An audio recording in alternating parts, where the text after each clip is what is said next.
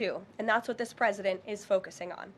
Americans can also expect another boost to their bank accounts in the months ahead, as 2026 tax refund season is upon us after the holidays, and it's projected to be the largest ever thanks to President Trump's passage of the One Big Beautiful Bill. According to recent analysis from Piper Sandler, when Americans file their taxes early next year, their refunds could be about 1/3 larger than usual, or roughly an extra $1,000 per filer. That is money straight into the pockets of the American people. It's only because of President Trump and Republicans' leadership that Americans will now pay no tax on tips, overtime, and Social Security. President Trump and Republicans believe hardworking Americans deserve to keep more of their hard-earned money, but Democrats, on the other hand, every single one of them, voted against these massive tax cuts. So remember that the next time Democrats try to talk about affordability. Democrats don't have a single clue about how to make America more affordable. They just spent the last 4 years creating the very affordability crisis that President Trump is fixing right now. And if given the chance of power ever again, the Democrats will implement those same policies and jack inflation right back up to where it was. Finally, at the border, President Trump has restored America's sovereignty and made our country safe again. This is the single greatest and fastest national security victory in modern American history, and it's not even close. The latest preliminary numbers released from the month of November show we have the most secure border in our nation's history. This is a remarkable achievement. November encounters came in even lower than the previous historic low in October, if you can believe it. There were only 30,367 total encounters nationwide. That's lower than the previous record set in October. And for the 7th consecutive month, U.S. Border Patrol released 0 illegal aliens into the United States. Let me repeat, 7 months of 0 illegal aliens being released into our country. This is a historic achievement, and it's one that every law-abiding American citizen should be grateful for. At this point, in 10 months under President Trump's unmatched leadership, we've seen less apprehensions overall than we saw in just 1 month under Joe Biden. Again, let me repeat, in 10 months under President Trump, we've seen less apprehensions at the southern border than we saw in 1 month under the previous president. Again, remarkable results. All in all, the economy is back on track and ready to boom over the next 3 years. Biden's inflation crisis is over. Prices are coming down. Wages are rising. The border is fully secure, and America's best days are to come. President Trump has kept his word and delivered for the American people over the past year, and he will not stop fighting, as you heard from him directly this week, until our country and every state in this country is better than ever before. So with that, I will take your questions today. I know there's a lot of news. We'll start with our new media seat. Mr. Bowling, it's great to see you here. He's of Real America's Voice. He's also the host of Edge, his interview and commentary podcast. Please, Eric, why don't you kick us off? Karoline, thank you very much for this and inviting me to the new media seat. As you point out, affordability crisis, it strikes me energy prices have been coming down aggressively since President Trump's second term, approaching $55 a barrel for oil, gasoline, as you point out, under $3 a barrel nationally, first time in 5 years. By the way, that $55 barrel oil is about half of the peak under the last 4 years of the last administration, half the price. Wholesale prices come down, yet affordability crisis, a lot of the folks in this room, a lot of legacy media, some of the people in the front row, seem to want to call this an affordability crisis right now, forgetting the fact that over the last 4 years prior, we hit 9% inflation. Wages, as you point out, were stagnant at best, sometimes had dipped. That's a real affordability crisis there, but they weren't really calling it that then. You point out how President Trump is changing the affordability in America, but how will he ensure that the legacy media doesn't flip the script and change it so that they're using affordability as their word, their idea, versus what the American people who know much better? Yeah, well, it's a great question, Eric, and it's a point of frustration for the president and for myself, I will say. That's part of the reason I just kicked off this briefing today, setting the record straight with facts about the economic mess that the president inherited from his predecessor, Joe Biden. And he's focused on digging our country and our economy out of that hole every day. things are getting better, and they will continue to. And President Trump understands better than any politician in this city the pain that the American consumer has been feeling for years now because of the last administration's policies. You heard him in the great Commonwealth of Pennsylvania this past week campaigning and talking to these voters, saying, I was elected to fix this problem, and I am fixing it. Don't forget who created it, and that's the Democrats. And I think when you hear the president talk about affordability, he's saying the Democrats are the greatest con artists in history because they are now trying to claim ownership of an issue that they created. And every data point and every economic metric does, in fact, show that the economy is improving. And so I do wish more people would report on those facts. I do wish that more people would remind the American public how we got here and why. It does not mean this president is discarding the feelings of the American people. He gets it better than anyone, which is why his entire administration has been focused on the issue of the economy and energy prices since day one. If I may Sure. follow up, it's reported that around 10,000 commercial driver's license operators have been pulled by your transportation secretary department. Will the president apply that same metric? For the reason was the operators weren't speaking or reading English to a level that was safely, people thought they would safely be able to operate trucks on our roadways. It's estimated in California around 40% of Uber drivers, Uber and Lyft drivers, don't speak English proficiently, and the number's 45% in Minnesota. Will this same rule or metric apply to the gig economy like Uber and Lyft?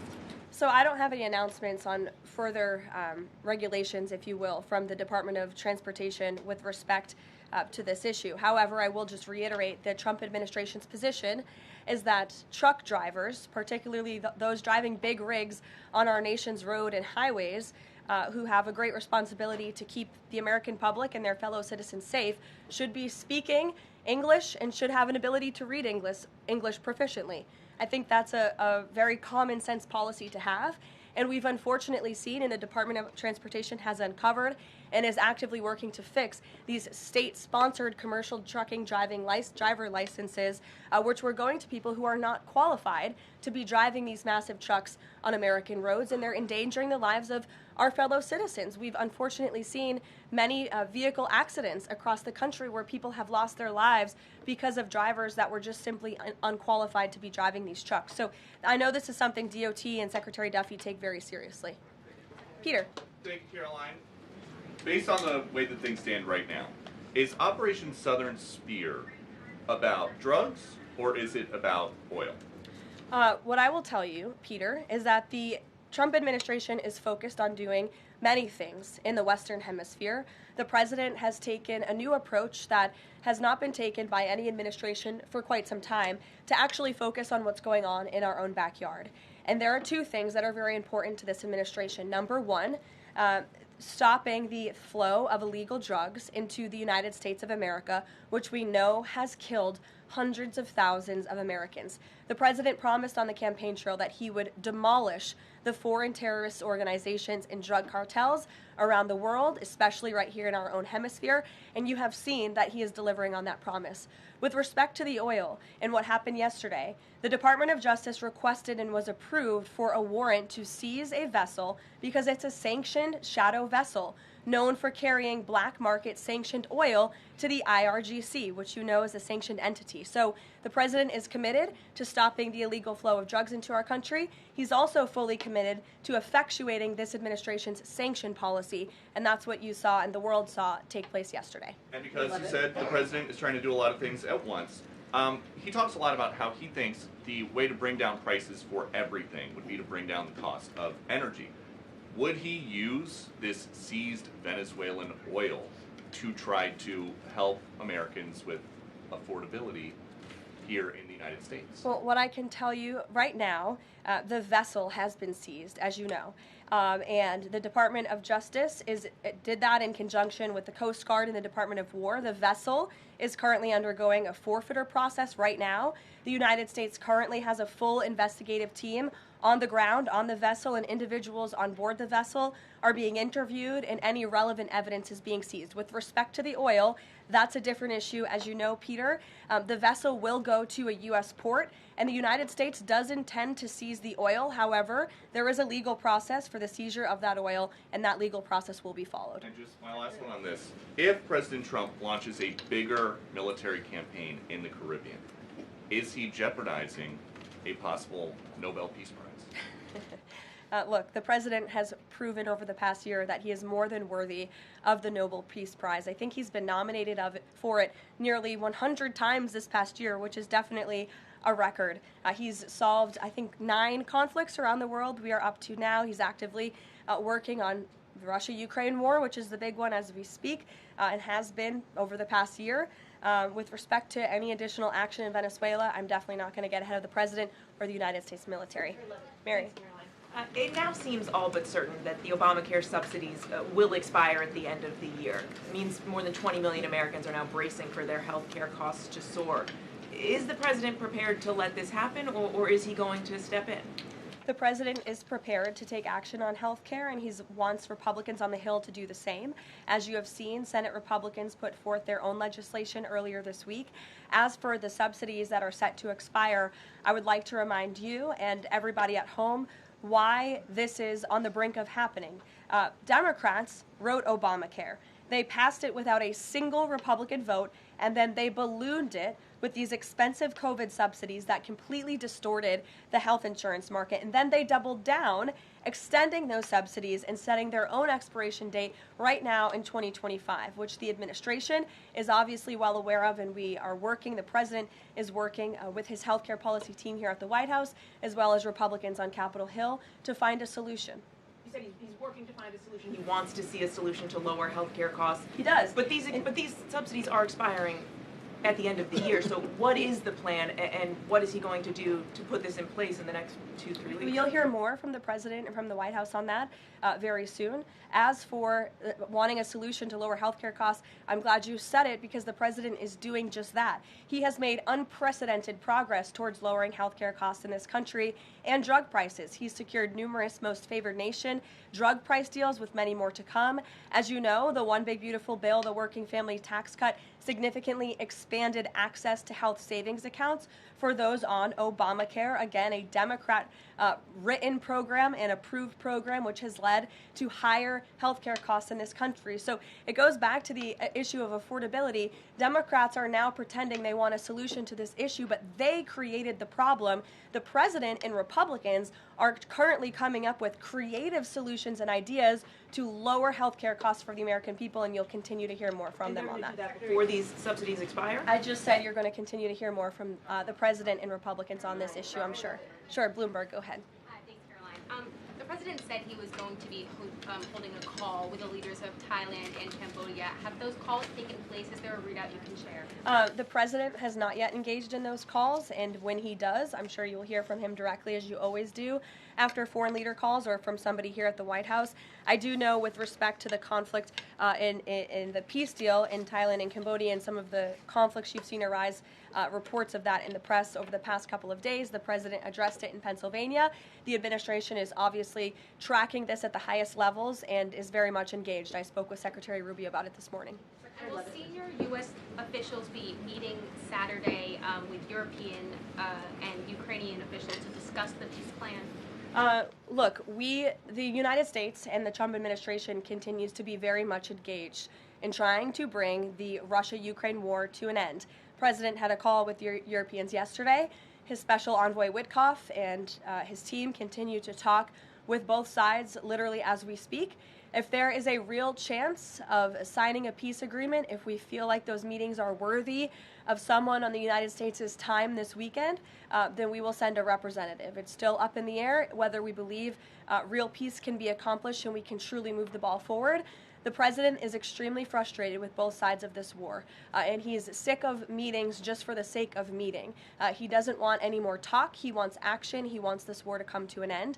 And the administration has spent more than 30 hours, just in the past couple of weeks, meeting with the Russians and the Ukrainians and the Europeans and speaking with them as well. So we'll see about the meetings this weekend, and stay tuned. President read President Zelensky's latest proposal that was sent over yesterday. He's aware of it, yes. Ed. Thanks, Caroline. So the Fed chairman, the president says that he's interviewing candidates. So I just want to be clear. So the pick has not been locked in, and could we get an announcement before Christmas? I know every business outlet in the world is just chomping at the bit for a scoop or something on this Fed chair announcement. I'm not going to get ahead of the president. I know there's been a lot of reports about potential meetings this week with potential candidates. Look, as always, this is a decision the president himself is going to make. And I know there's a lot of reporting out there from anonymous sources who claim to know something. I would wait and see what the president himself does and announces, and I certainly won't be the one to get ahead of him on that. On the economy, can I ask you about it? Michael, go ahead. On the next Fed chair, does the president have an expectation that his pick will lower interest rates next year to his liking? I think the president has been quite clear about what he believes the Fed should be doing, which is lowering interest rates. I know there was a quarter-point reduction this past week, and the president was pleased to see that, but he thinks more should be done. Philip. Thank you, Caroline. On these advanced NVIDIA H200 chips, why is the president willing to allow China to have access to one of America's chief technological advantages? Look, I will tell you just a couple of things. The president put out his own statement on this, which I do think highlights his exact thinking. What you see from the president on Truth Social is most of the time what you hear from the president behind closed doors privately. He told President Xi that NVIDIA will only be shipping H200 products to approved customers in China under conditions that will allow for continued strong national security. The administration continues to maintain a strict export control regime, and we are ensuring that the Blackwell chip and other advanced technologies stay right here in America, and these H200 chips will only be sent to China after undergoing a security inspection here in the United States. Elizabeth. Thank you, Caroline. New York City Mayor-elect Zohran Mamdani put out a video recently telling immigrants in New York City they have the right to stand up to ICE. Are you concerned this will inspire New York City residents to resist ICE operations, and what will the Trump administration do if this happens? The Trump administration is definitely concerned about the rise in violence, in attacks, and physical threats that we have seen against our brave men and women who wear the ICE uniform. Again, these are agents who are just simply doing their jobs. They are enforcing our nation's immigration laws, and we've seen more than a 1,000% increase in violent attacks on them and their families. They've been doxxed, they've been harassed, many of them have been physically assaulted and attacked. So we condemn that wholeheartedly. I know the administration has done a lot to protect our ICE agents, and the president stands firmly behind them in conducting these enforcement operations. And there's a lot of talk from Democrat politicians in New York, but the Trump administration will continue to do our jobs in every state, and that's to remove illegal aliens and public safety threats from American communities. Sure. Thank you. I'll go to the gentleman who's very eager, and then to you. Awesome. Thank you so much. Obviously, Jasmine Crockett, who the president has openly criticized, just entered Texas' Senate race. I asked Mike Johnson, who said that Texas largely supports the president. Crockett, on the other hand, says that Trump is an example of extremism. She says that her support is a referendum on Trump. I'm curious to get your thoughts on this. And has Trump made any statements since she's announced her candidacy? Not to my knowledge, as you know, from the White House podium. As a government employee, I'm not privy to comment on future elections, but I do think the president has made his thoughts on Ms. Crockett quite clear, and I do believe he thinks she is wholly unqualified for the office that she is seeking. Joey. Yeah, thanks, Caroline. A federal judge today ordered the immediate release of Kilmar Abrego Garcia from ICE detention. Does White House have a response to that, and does the administration plan to appeal that decision? Absolutely. The White House, the administration, opposed this activism from a judge who is really acting as a judicial activist, which we've unfortunately seen in many cases across the country. Abrego Garcia is present in our country illegally. He is a proven human trafficker. He is a proven gang member. The administration has evidence of that. And as you saw from the Department of Homeland Security, they issued a statement saying they'll continue to fight this legal battle in court. Caitlin. Two questions. I have one on Venezuela to follow up, but first on affordability, since we were talking about the economy at the beginning. If the economy is as strong as the president has said it is, then why is he telling parents 2 weeks before Christmas that they should only buy 2 or 3 dolls for their children? Look, what the president is saying is that if we want products made right here in America, if we want them to be made from American small businesses, which is a large part of the reason the president has effectively implemented tariffs, then we're going to have better quality products right here in the United States. Maybe you'll pay $1 or $2 more, but you will get better quality and you'll be supporting your fellow Americans by buying American, and that's what the president was saying. Again, with respect to affordability, every economic metric, Caitlin, and I wish you would report more on it, does in fact show that the economy is getting better and brighter than where it was under the previous administration. I will repeat, inflation as measured by the overall CPI has slowed to an average 2.5% pace. Real wages are increasing, roughly $1,200 for the average worker. Gas prices are down in almost every single state across the country. Again, in 22 states, it's below $275. You look at the tax cuts; those are going to go into effect next year. So the best is yet to come. The president is digging our country out of the economic hole that the previous administration put us in, and that's what he's talking about. It was a year ago, as you know, and grocery prices have been up. So we've covered the economy, but there's mixed signals in terms of what that looks like. But on inflation is down from where it was. As measured by the overall CPI, it has slowed to an average 2.5% pace. This is down from what the president inherited. The president inherited 2.9% in January. Today it's at about 2.5%. So we're trending in the right direction with more to come. And I would remind you, when President Trump left office in his first term, inflation was 1.7%. And the previous administration jacked it up to a record high 9%. So again, in 10 months, the president has clawed us out of this hole. He's kept it low at 2.5%, and we believe that number is going to continue to decline, especially as energy and oil prices continue to decline as well. It wasn't high under Biden. They're just saying it's not. Well, nobody reported on it being high under Biden. My predecessor was standing at this podium, but now you want to ask me a lot of questions about it, which I'm happy to answer. But I will just add, there's a lot more scrutiny on this issue from this press corps than there was. Well, and the previous administration said that too. My predecessor stood up at this podium and she said inflation doesn't exist. She said the border was secure. And people like you just took her at her word, and those were two utter lies. Everything I'm telling you is the truth backed by real factual data, and you just don't want to report on it because you want to push untrue narratives about the president. Go ahead. I'm not going to take your follow-up. Go ahead. Is the White House optimistic about the upcoming redistricting vote in Indiana and what happens if it fails? We'll see how the vote plays out. That's a political matter and, frankly, a legal one, and I won't comment on it here. Brian. Thank you, Caroline. I'm going to go back to the Fed. I have two topics I just want to address with you. The first one on the Fed. The president did say yesterday that he was meeting with Kevin Warsh. This is your favorite story in the world, Brian. It is our favorite story. The president said yesterday he was meeting with Kevin Warsh to talk about the Fed chair, interview for a Fed chair role. Can you just say how that interview went with him?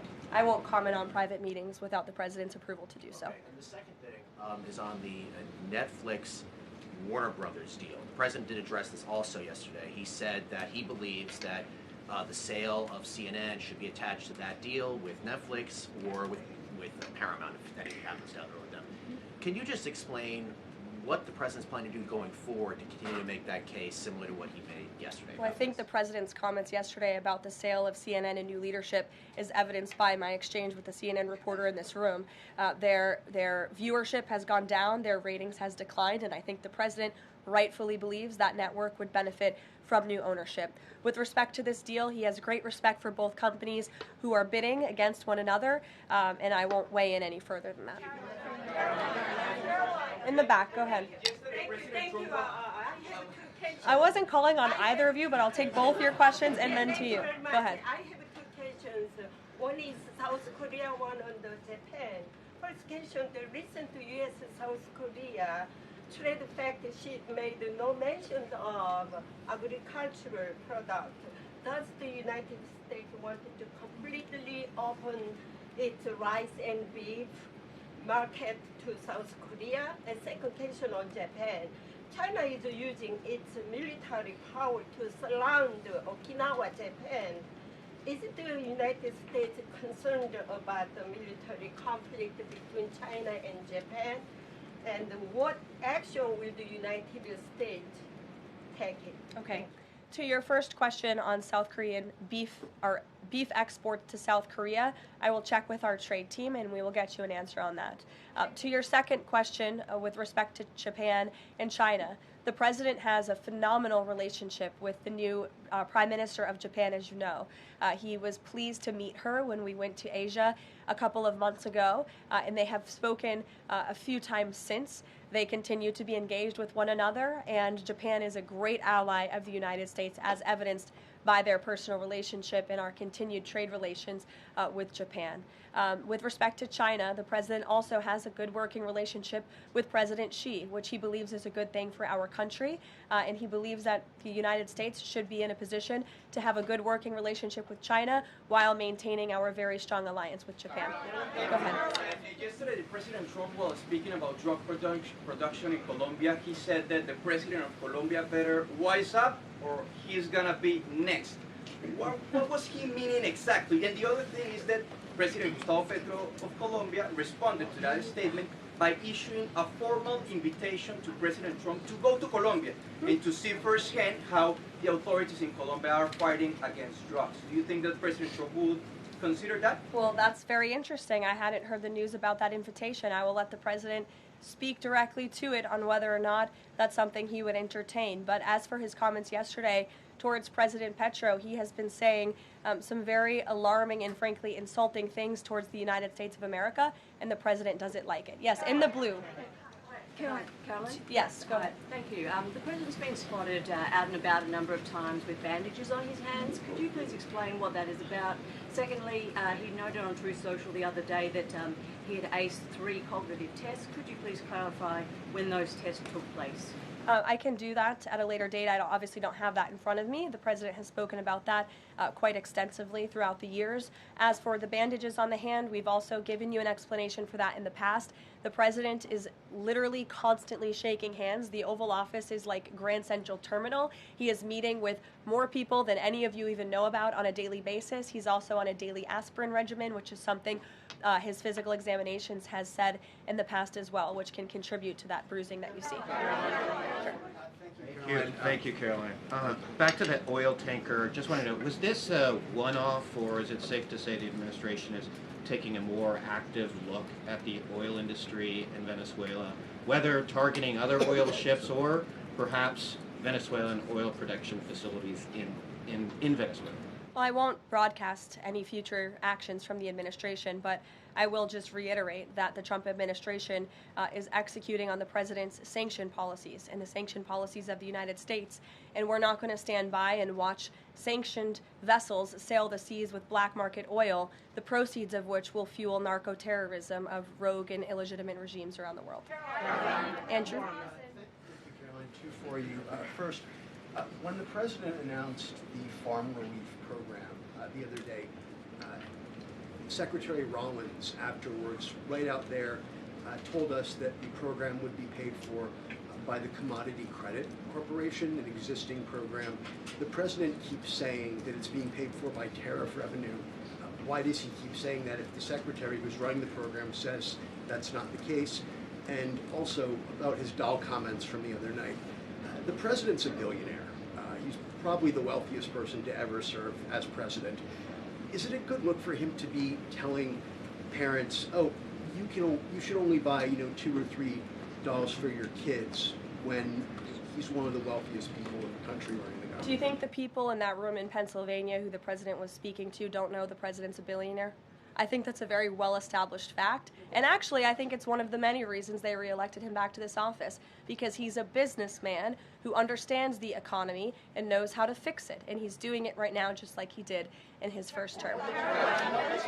Sure, go ahead. To the gentleman behind you, Andrew, yes, go ahead. Go ahead. Thank you, Caroline. On Gaza, we heard the president say yesterday that the Board of Peace members are going to be announced early next year. What is the administration doing to move the parties in the region closer toward phase 2 of his peace plan for Gaza? Sure. Well, first of all, I would be remiss if I didn't highlight what a success it is that 10 months into the president's administration, you're asking me about a peace plan in Gaza, because that's a legitimate reality on the ground right now in the region. And it's only because of this president's leadership that that was able to take place, that all the living hostages were returned, All but one body of the deceased hostages has been returned, and we're still, of course, working on the last one. As for this next phase of the peace process, there is a lot of quiet planning that's going on behind the scenes right now for phase 2 of the peace deal. And when the United States is ready to make those announcements public on the Board of Peace, the ISF, and the Palestinian technocratic government, we will be making those announcements at the appropriate time. But the reason that, the negotiators and the teams on the ground have been rather quiet about this is because I spoke with them this morning. They are trying to be deliberate and thoughtful about this. Peace in Gaza, in the Palestinian Strip, is something, the Gaza Strip rather, is something that people have been trying to accomplish for 70 years. So, this is a complex problem, and this administration wants to be very thoughtful about it, and we want to ensure an enduring and lasting peace. And when those announcements are ready, they will be made. Sure. Thank you. There have been reports that Vladimir Putin called Maduro today to reaffirm his support. I wanted to ask if it is concerning to the president that Putin has given such a warm embrace to Maduro. I don't think that would be concerning to the president at all, no. I'll let him speak on it further. Spoken to Putin about that? He has not spoken to President Putin today, and I understand that call took place this morning, so the answer is no. Thanks. I have a question about the ACA, but just first very quickly clarifying Caitlin's question. You acknowledged that CPI in January when you took office was 3%, and in September, the last month for which we have data, it was also 3%, so inflation. No, it's 2.5%. Not in September, it was 3%. It's 2.5%, the average CPI right now. I have it in front of me. In President Trump's first 8 months in office, inflation as measured by the overall consumer price index has slowed to a 2.5 average pace. This is down from the 2.9% inherited in January. January is 1 month. Kelly, in the back. Okay, can I ask you about the ACA really quickly? There are a number of plans that are floating around on the Hill right now having to do with these premium subsidies that are about to expire. Which plan does the White House support? Again, I have told you now a few times that the president and Republicans will continue to unveil creative ideas and solutions to the healthcare crisis that was created by Democrats. And I know Chuck Schumer is putting up a vote today. This is a political show vote. Chuck Schumer is not sincerely interested in lowering healthcare costs for the American people. He's putting this vote on the floor knowing that it will fail so he can have another talking point that he can throw around without any real plan or action. If Chuck Schumer actually wanted to lower healthcare costs, I'm sure the president would welcome him and his entire Democrat caucus to a legitimate coordination on the president's policies of bringing down drug prices, these most favored nation deals. Why hasn't Chuck Schumer ever come out in support of those? Those are going to legitimately, they already are, lower drug prices for the American people. And not a word from Chuck Schumer on it. So I think that just proves this is completely political. Kelly, go ahead.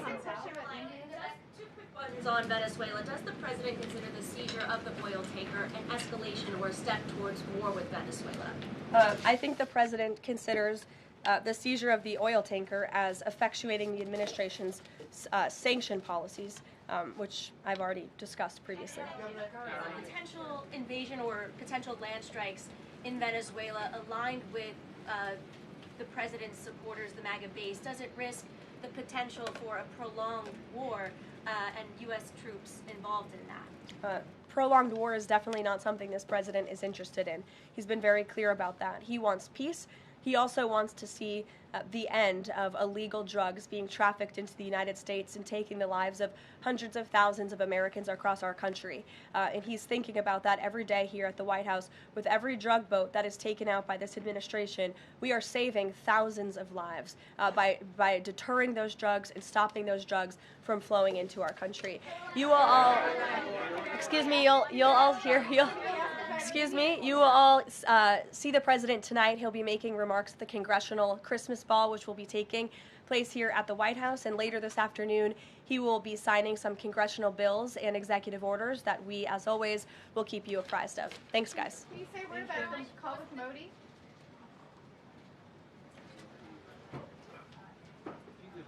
She wasn't looking at the direction.